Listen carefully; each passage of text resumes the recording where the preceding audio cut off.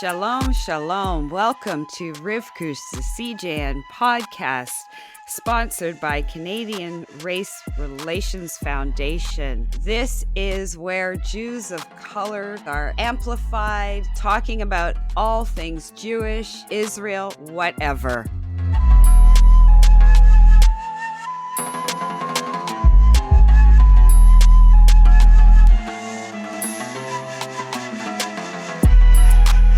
My guest today is Leah Chaya. I am so pleased to have her.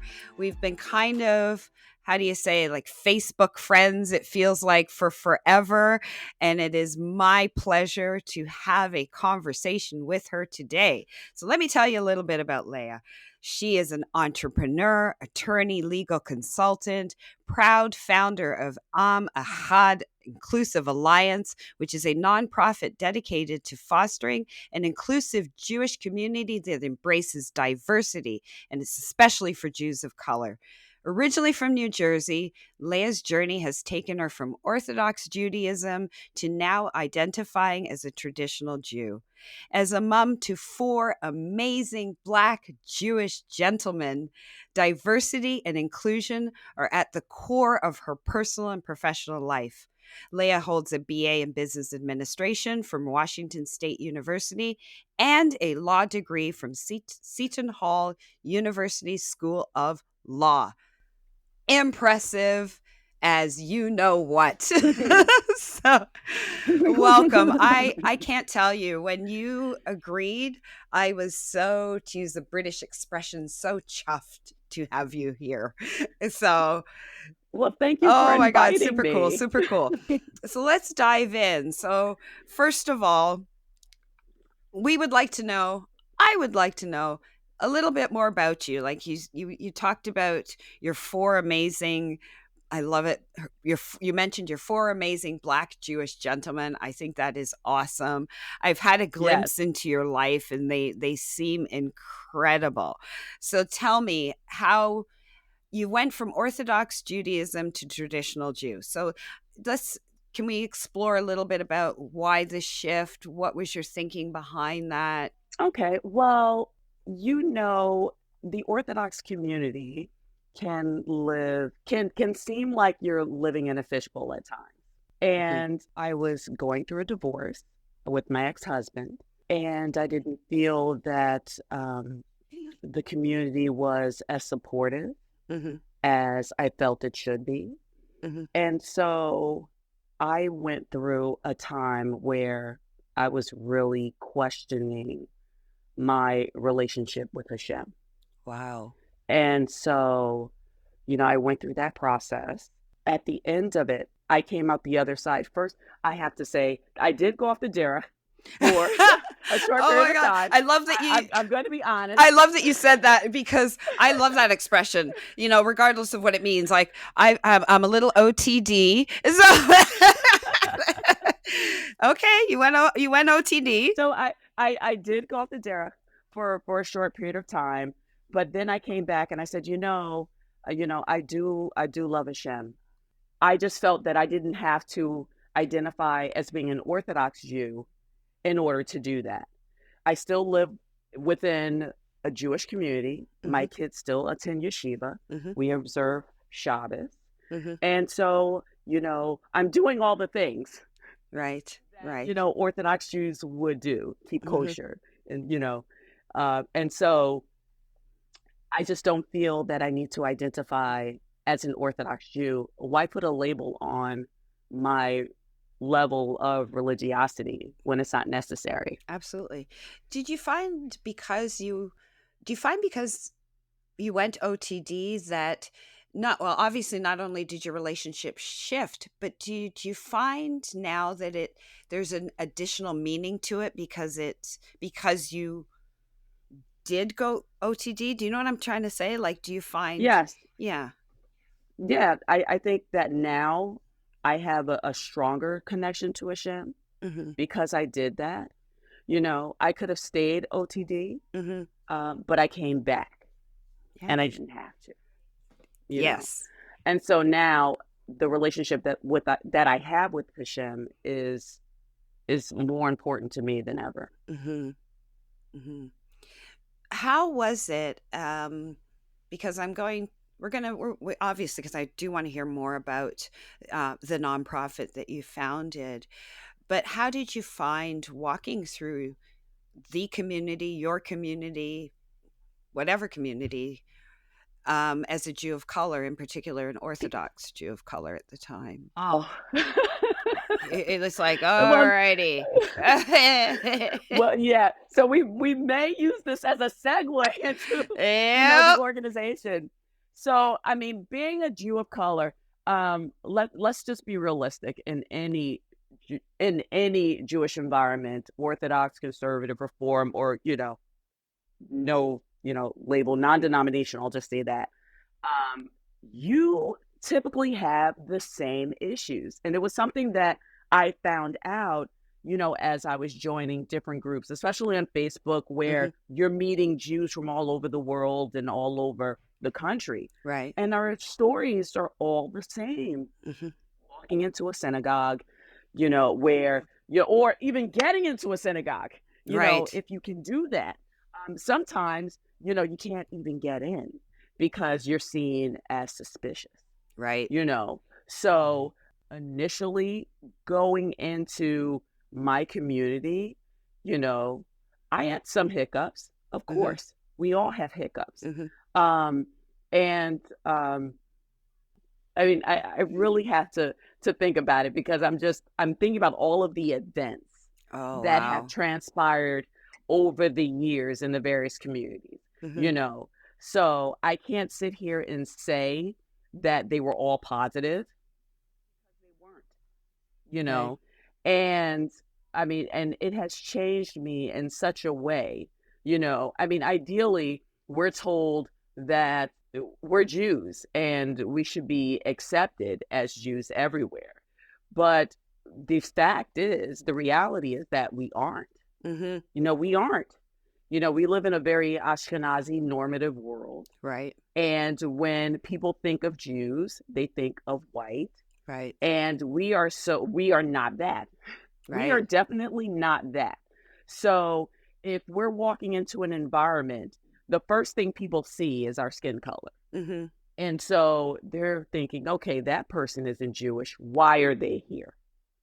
And so, you know, it's just that's one of the reasons why I started this organization because I was so fed up with hearing the stories, dealing with the stories, always having to warn my children when they go to different communities. I mean, Hmm. my son Yoni went to Muncie recently for a Shabbos, and I was like, "Oh my God, I Oh, know Muncie. I know Muncie yeah. very well." Yeah. And Yeah. so I had to I had to talk to him prior to going, and had to ask him questions about how he would handle certain situations. And so I'm always talking to my children because they're very protected. Hmm. Everyone knows them in this community. This is the community they were born in. Everyone knows them at their school. They've been Right. there since they were practically born. Every other Jewish community around here, people know my family. People know them, and people know of us. So it's not really an issue around here. But when you Yes. venture out, You that is see? when you have issues. It's almost like, as black people, black women in particular, we have conversations with our children. And I'm not even saying as black Jewish women. As black women, we have particular conversations with our children and our male children about Yes. what to watch for in the world beyond our doors and how to be mindful, how to behave around, how to, I'm saying this in quotation marks, behave around law enforcement, etc. And it seems like there's another layer for those of us who are parents to black Jewish children, black Jewish gentlemen, you know, and it's a whole other thing. So it just piles on, right? It does. It does. So you have to deal with the racism in society, and then you have to deal with the racism within the religious part of your life as well, you Right. know. Right. And so where do you find a place where you can feel safe and welcoming, Yeah, where you you can know, just be. I have where you can just noticed be? I have noticed too that, and you can correct me if I'm wrong, but you know, Mhm. I lurk on your page Oh, because yeah. I do. Sometimes I comment, sometimes but I'm like, dang. But I have noticed, and it feels like there is um, a progression.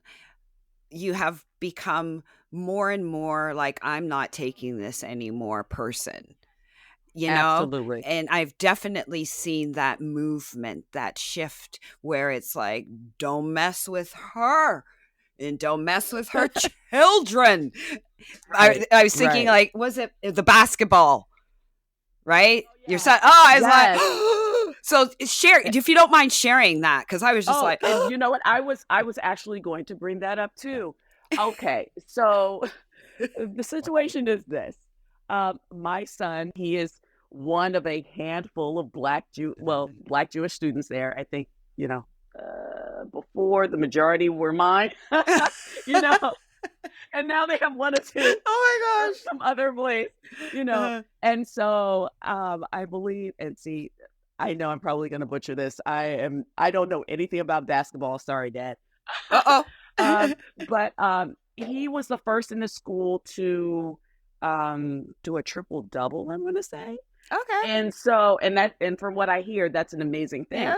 And so there was some yeshiva basketball organization at the game, and they took pictures, and they have a social media presence on Instagram, and they posted a picture with my son's stats with a white Jewish child I'm telling with you. his name as well. Yeah. And the crazy thing is, I found out about it a couple of days after it was posted. I went in, I looked at the comments, and my son's friends mentioned that that is not my son. That's that's not not Yoni. That's not him. him. You know, so can you change it? They did nothing.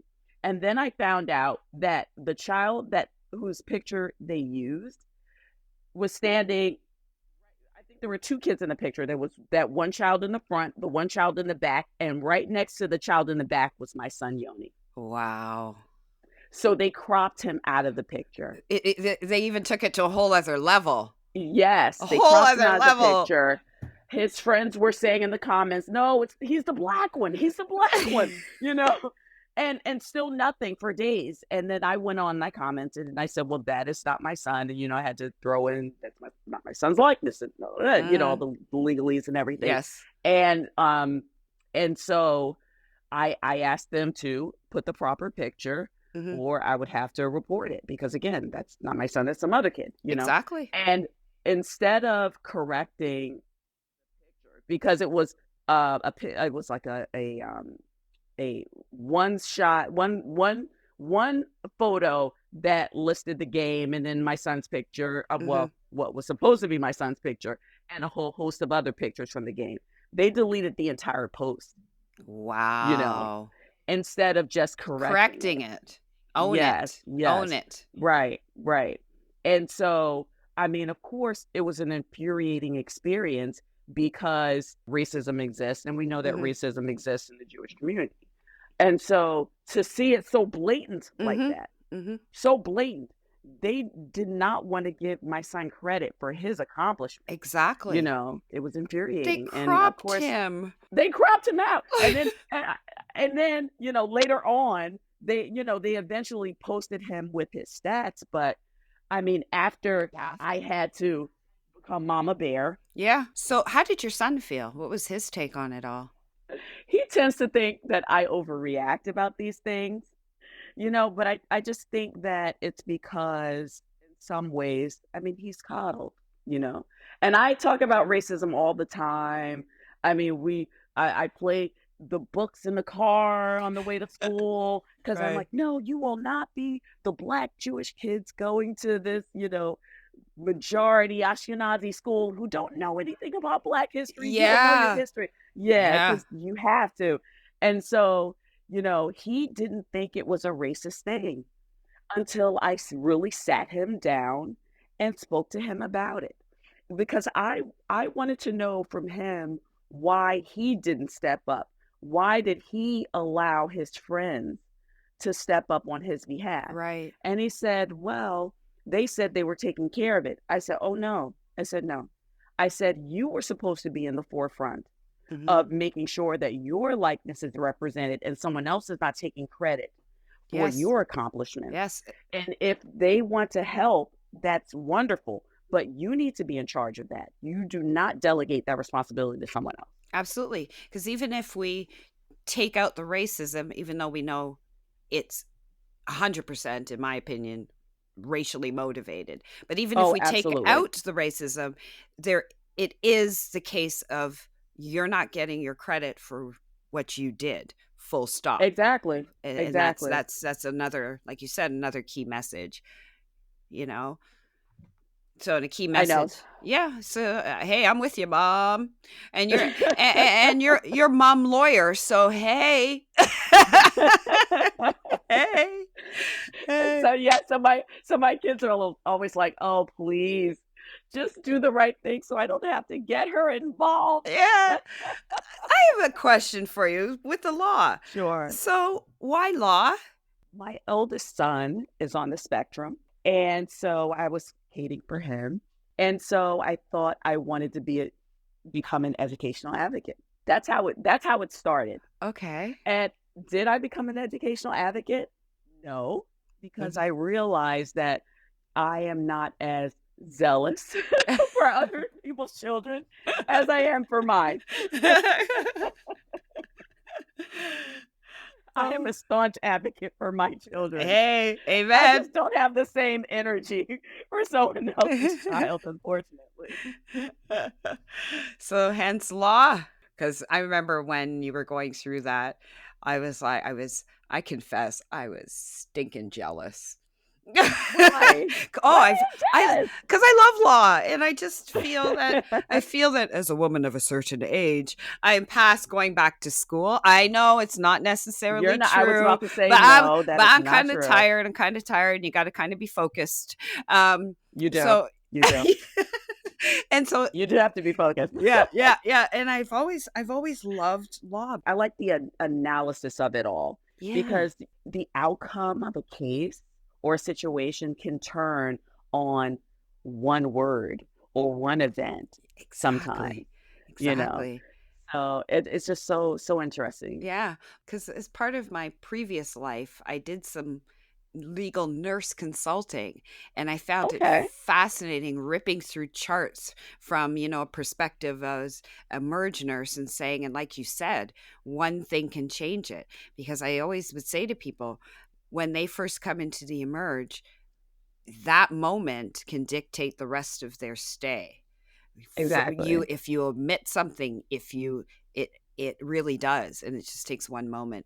But we digress. But that's because I don't want to go down the nursing path at all, at all.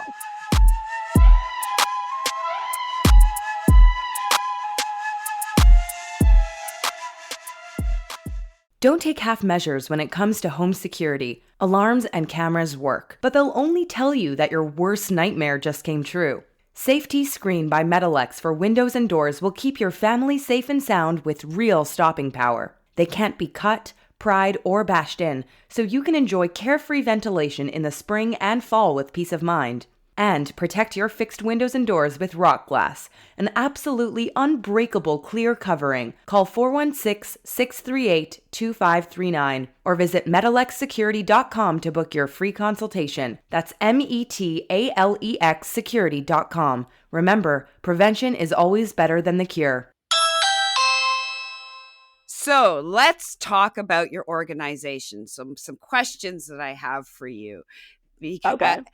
Um, we know we're both on Facebook, and we know there's like 50,000 things going on where people are like, "Oh, I have even I do that. I have my group, not that I'm super active in it, but I have this." And we have different iterations of Jews of color initiatives and groups. Um And so my question to you is, is actually why. Why now? And what makes your group different? I think it goes back to the fact that I am fed up, because you were spot on there, you know? Mm-hmm. And so I was thinking, is there something I can do to change the status quo? You know, I'm so tired of everyone thinking that Ashkenazi Jews are the end all be all of the Jewish community, you know? And so I can't even remember how the idea came about. I think it was, I was reading something about someone who's halakhically Jewish, a Jew of color, Mm-hmm. who had just decided to turn their back on Judaism because they were so tired of the treatment that they were Wow. receiving in Jewish environments. And that touched me on such a profound level, because I thought about my boys, Mm-hmm. right? And I thought about, like, again, they're coddled here, they're taken care of here, they're nurtured here.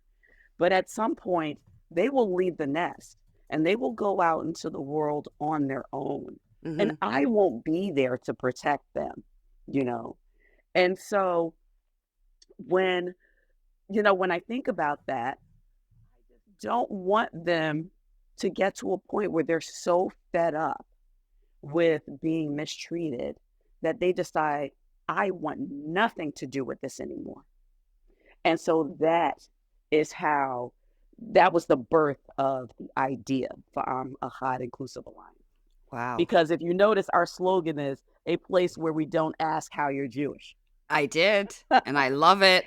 Yeah. I love it. Because as Jews of color, and Mm-hmm. based on your personal experience, that if you walk into a Jewish environment, doesn't matter what environment it is, there's always someone there asking, well, how are you possibly Jewish? Right.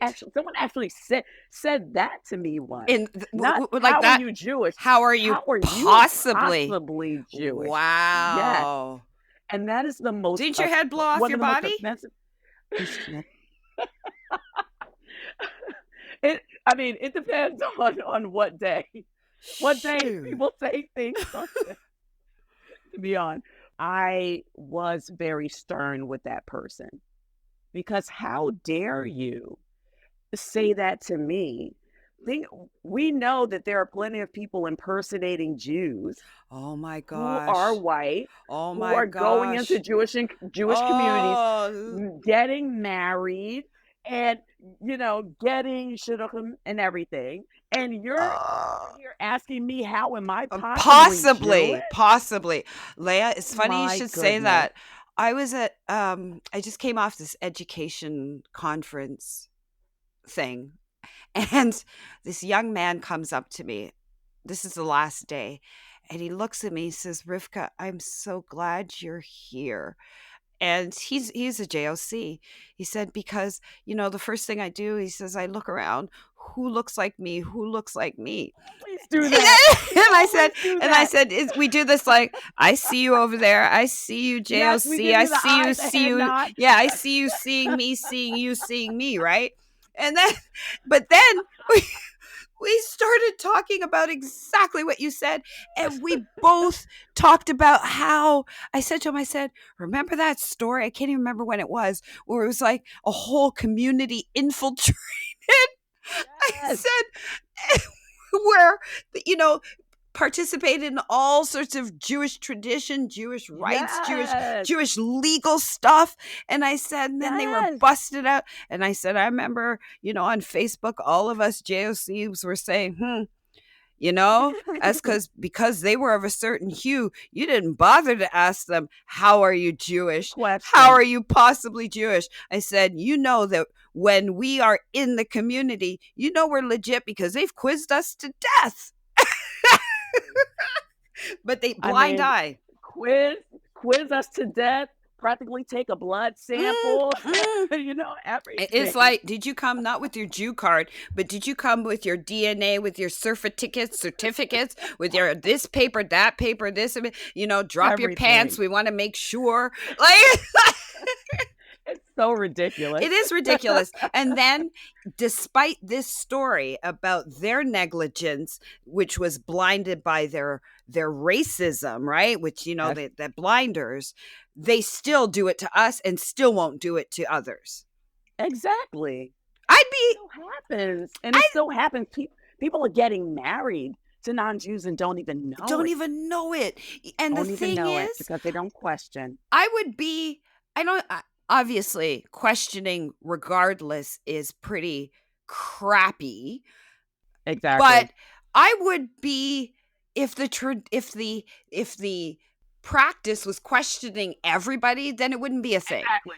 Then it wouldn't be a thing. There wouldn't be But a it's thing. not everyone. It's not everybody. Only us. It's like, It's only us. it's like, do radar out. How are you possibly? I will never unhear that, as I'm sure you Yes. have not unheard that.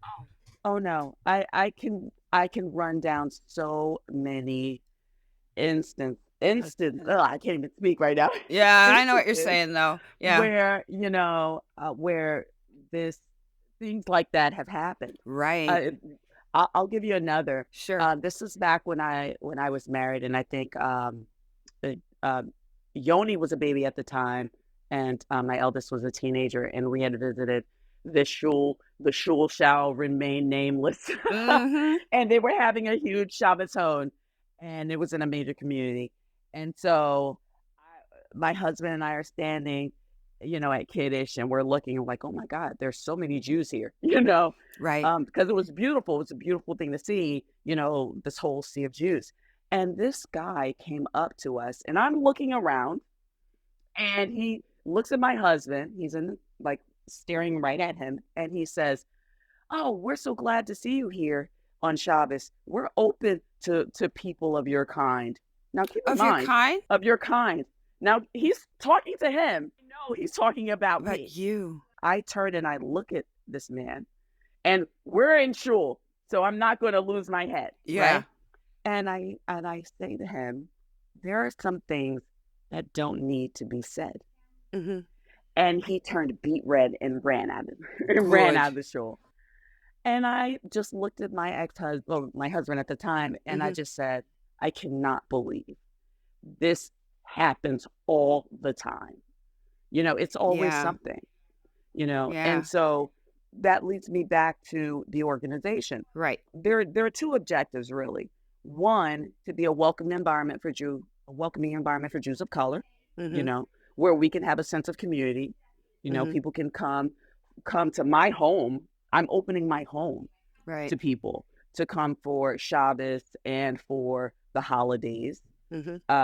Also, I host for one Shabbos a month right now, because it's a lot to prepare your entire home and to It is and a to lot. get all of my boys on track and in line, the holistic things. I'm also going to accompany them to shul, because they may not feel comfortable going to an Ashkenazi shul, if they've had negative experiences. And me, I'm a protector. When I think about these things happening, I want to protect people so they feel comfortable in their own skin as Jews of color, So I will go with them to shul, and beforehand, I'll say, if anyone says anything off the wall, tell me and I'll handle it. So I don't want, my guests to feel put off by anything. I want it to be an open, welcoming, enjoyable experience for them.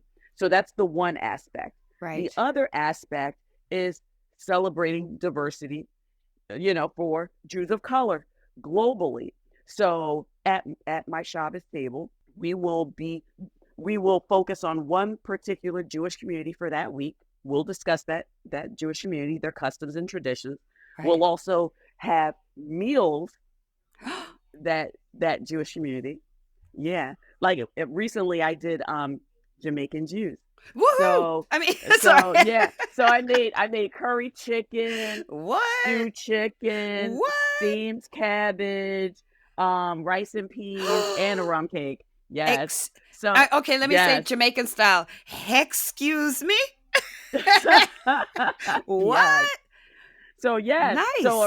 So around the Shabbos table, yes, we're doing our religious things, but we're also talking about the diversity within the Jewish community so that people know that there are other Jews out there. They have different traditions. It's not just Ashkenazi normative that we need to focus on. Exactly. So yeah, and I think by doing that, maybe I won't always. I mean, I'll have Jews of color always, but maybe we'll get some Ashkenazi Jews who Why end up not? sitting at our table. Why not? And they'll end up learning. So I think as the organization gets bigger, this is more like the grassroots effort of, educating people about the diversity within the Jewish community, So if I'm doing it this way and people are coming to my table and, and enjoying my hospitality, then I can spread the word.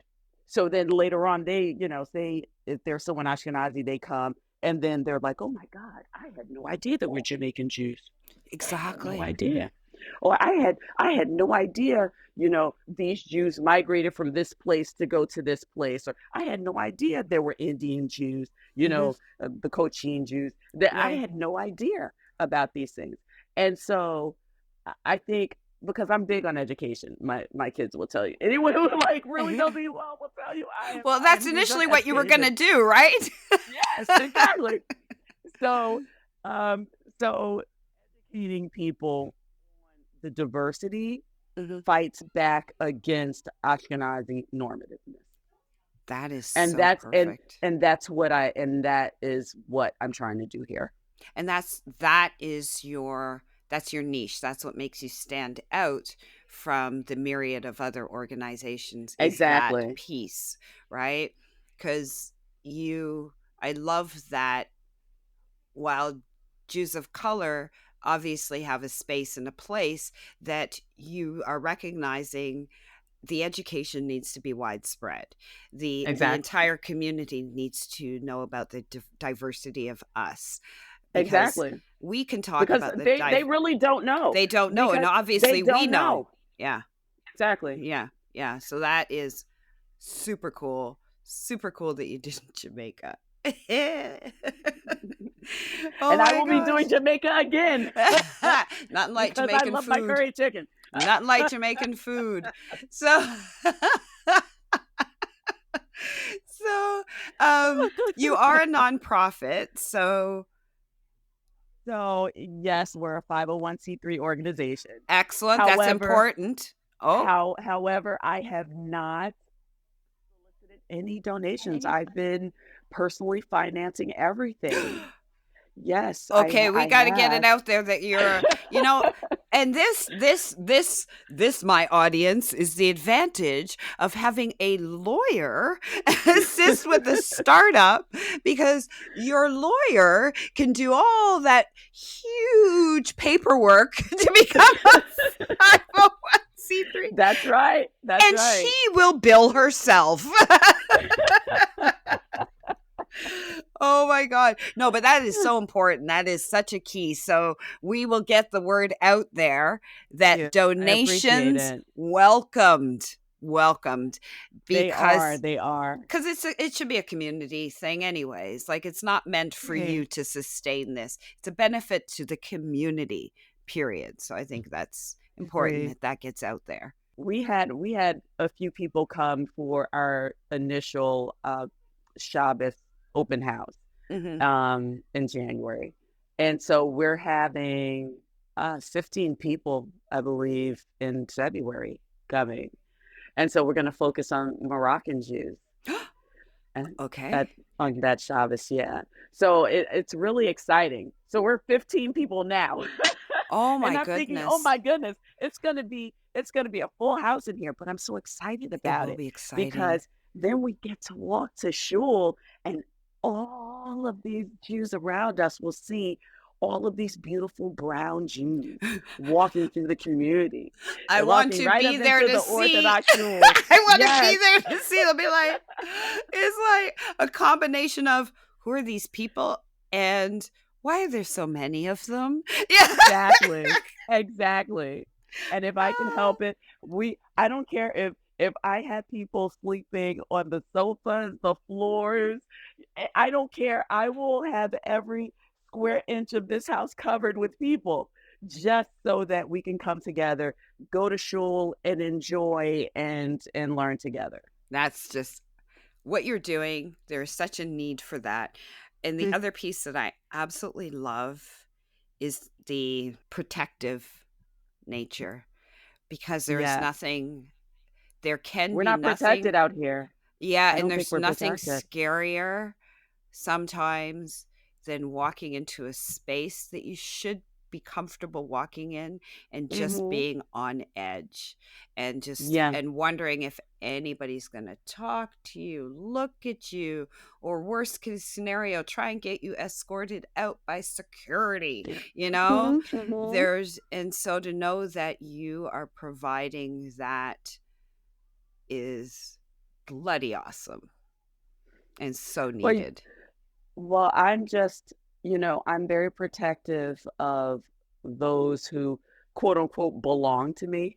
Yeah. I'm very protective of my people. Mm-hmm. And so, I'm trying to develop a sense of community here. You know, I'm also going to be throwing barbecues and Hanukkah Uh-oh. parties and Okay, things you need like to give me that. some dates. I might have to take a flight. I might have to take a flight.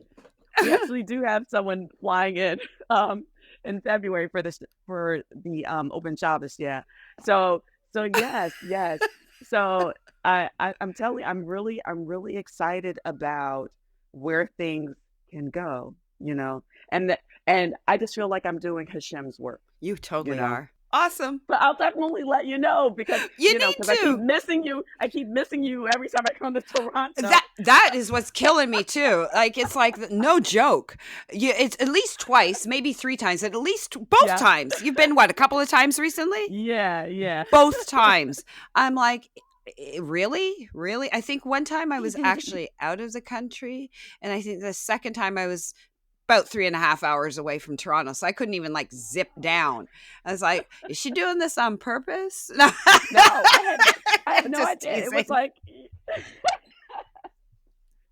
I want us to actually meet in person. I mean, we've known each other. God, I feel like we've known each other for over a decade. Has It it been has that to long? be. Probably It has. has been. It has Yeah. been. I'm thinking at the Oh, very least, I think we were already chatting before I'd gone to Israel the first time, right? yes. And Mhm. that was 2012. Oh my goodness. And so it was definitely before that. But Wow. I feel like I've always felt like I knew you. You know Yeah. that? Because Yeah. I lurk. So I follow you.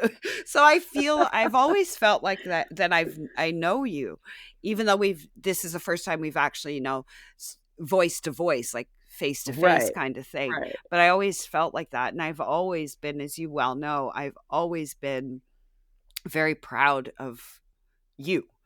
Very Oh, proud of, oh no, thank very you. proud of the fact that, you went back to school to take on something that is a challenging degree with your children. You are the example of nothing. Don't tell me you can't do something, You're right. because you did You it. can if you Yeah, put your yeah, mind to it. precisely. And I've watched you, and almost like, I'm not gonna say like a mother because I ain't that old. I'm gonna say, I'm gonna say like kind of like an older sister from afar, and just watching and embracing and supporting you from afar, because I find that you are an impressive woman, Thank you. and I've I always felt appreciate that that. way. So that's why I'm so glad to have met you in quotation marks, but so proud to have met you. So chuffed, because Thank yeah, you. you're an example of a strong Black Jewish woman.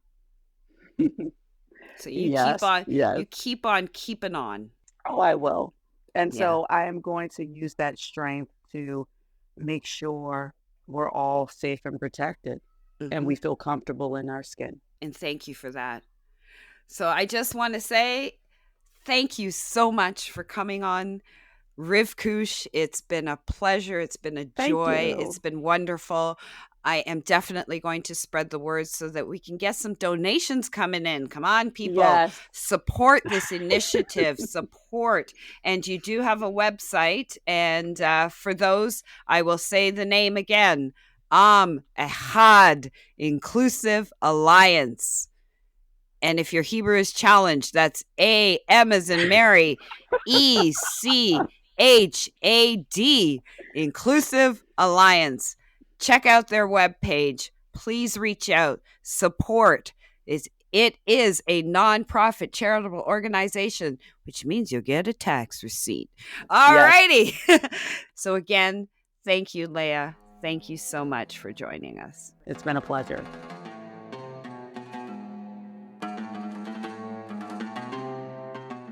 Rivkush is hosted by me, Rivka Campbell. We're produced and edited by Michael Freeman. Our theme music is by Westside Gravy. We're proudly sponsored by the Canadian Race Relations Foundation and hosted by the CJN Podcast Network. If you like this episode, please subscribe wherever you listen to podcasts. To support our work and everything else the CJN does, visit thecjn.ca/donate to make a monthly donation and receive a charitable tax receipt. Thanks for listening. Scattered in the wind, never scattered too thin. To remember where we come from and the gold that's within. Zahav Yerushalayim, Asur Lishkoach, HaKdushat Haaretz, Shenoten Lanu Koach. Scattered in the wind, never scattered too thin. To remember